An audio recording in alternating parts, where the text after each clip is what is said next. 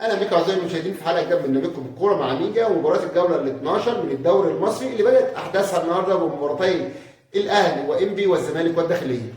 اهلا بكم اصحابي وحبايبي اللي اتفرجوا على حلقاتي، يا ريت تكمل الحلقه للاخر وتدعوا احد اصدقائك للاشتراك في القناه وتشير الفيديو على اي من منصات التواصل الاجتماعي. الزمالك دخل المباراه النهارده وهو في المركز الثاني برصيد 24 نقطه بعد هزيمته المفاجاه وغير المتوقعه من اسوان في مباراه الاسبوع الماضي. ودخل الزمالك النهارده بتشكيل مكون من محمد عواد في حراسه المرمى، خط الظهر من اليمين للشمال حمزه المسروسي، محمد عبد الغني، اسامه عبد المجيد، ومحمد عبد الشافي.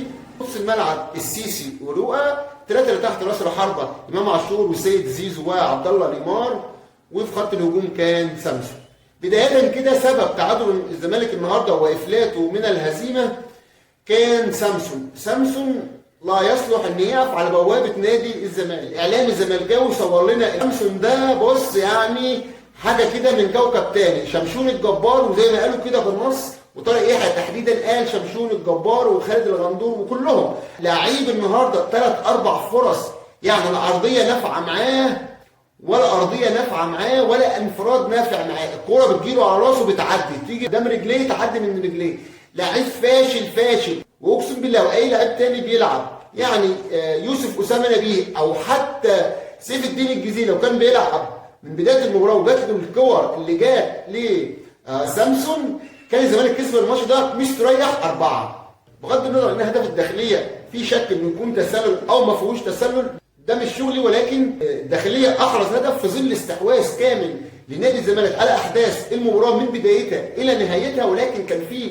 استبسال دفاعي من نادي الداخليه قبل وبعد احرازهم الهدف، واللي استمر حتى الدقيقه 95 من كوره ركنيه محمد عبد الغني بينقذ الزمالك من هزيمه ثانيه على التوالي، بيتعادل لنادي الزمالك في الدقيقه 95 بلس.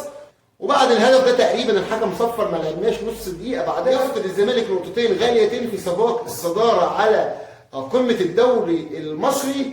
فيريرا عمال يلعب في تشكيل نادي الزمالك، يعني لو بيلعب بالتشكيل اللي انهى بيه الموسم الماضي بالاعتماد على شباب نادي الزمالك كان الزمالك هيبقى اداؤه احسن كتير جدا جدا جدا وكان يكسب المباراه دي والمباراه بتاع اسوان بكل سهوله، لكن فيريرا بيلعب كتير في التشكيل وبدا لعيبته تفقد ثقتها في نفسها لدرجه ان الزمالك بيخسر من اسوان وبيخسر من الداخليه اللي هي تعتبر اضعف فرق الدوري. ثانيا امام عاشور في الزمالك لا خلاف ان امام عاشور لعيب جامد جدا جدا في نادي الزمالك ولاعيب لا غنى عنه في نادي الزمالك، لكن امام عاشور لما ظهر مع نادي الزمالك كان بيلعب ديفندر مش في الثلاثه اللي تحت رؤوس من المركز ده، بيقدر يعمل الزياده الهجوميه وكان بيقدر يشوط من بره ال 18 وكان بيقدر يجيب اجوان، يعني زي ما بنقول كده القادمون من الخلف، اي كره طايشه على ال 18 كان بيقابلها صاروخ في الجون، وهو مميز في حته الشوط دي.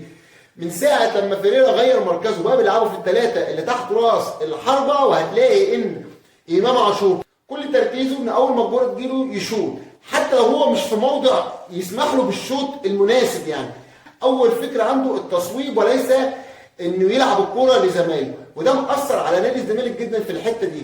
امام عاشور بقى لما كان يلعب جنب السيسي الاثنين عندهم كوره ويقدروا يلعبوا الكوره لقدام ويوزعوا لزمايلهم ويفتحوا الملعب ويقدروا يعملوا كوره هجوميه يعني زي صانع لعب مع انه ديفندر.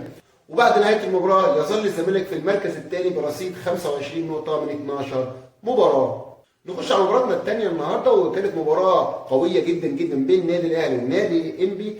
النادي الاهلي يخش المباراه دي وهو في المركز الاول برصيد 27 نقطه من 11 مباراه، وكان تشكيل النادي الاهلي كالتالي: محمد الشناوي في حراسه المرمى، خط الظهر من اليمين للشمال محمد هاني، محمود متولي، ياسر ابراهيم وعلي معلول، خط النص ديانج والسوليه، ثلاثه اللي تحت رؤوس الحربه كان عبد القادر وحسين الشحات ومجدي قفشه، وخط الهجوم كان محمد شريف. وبدات المباراه باستحواذ متبادل ما بين الفرقتين، وان كانت الخطوره تميل اكتر لنادي انبي، ولكن انبي لم يستطع احراز اهداف، كمان سنحت فرص للنادي الاهلي انه يحرز اهداف هو الاخر، ولكن الفرقتين الاثنين ما قدروش يسجلوا اجوان في الشوط الاول، ولكن زي ما قلنا كانت الخطوره الاكبر لنادي انبي خلال الشوط الاول.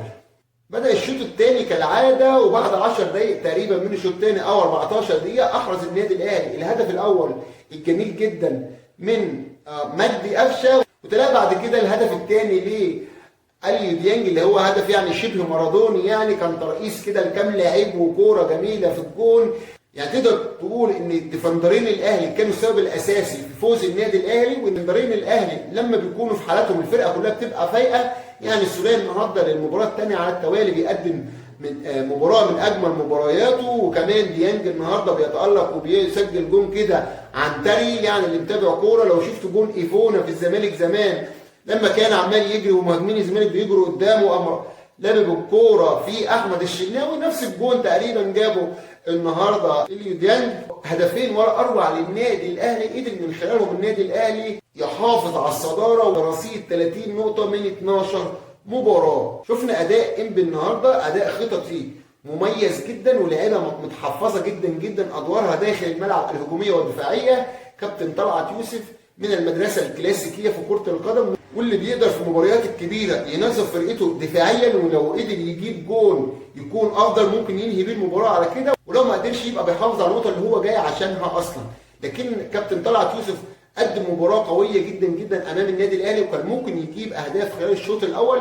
بعد كده استمرت المباراه، وفي الشوط الثاني قدر النادي الاهلي يخلص المباراه بهدفين. اداء النادي الاهلي منذ مباراه بيراميدز الماضيه هو اداء في تحسن، لكن ينقص النادي الاهلي اللعيب المهاجم الصريح. شريف مستواه في النازل جدا، شادي حسين مش قادر يثبت نفسه لسه، وبيرسي تاو زي ما احنا عارفين مصاب، وحسام حسن انتقل الى سموحه. كده تكون حلقتنا خلصت النهارده. اشوفكم الحلقه قريبه ان شاء الله من برنامجكم كوره مع مين.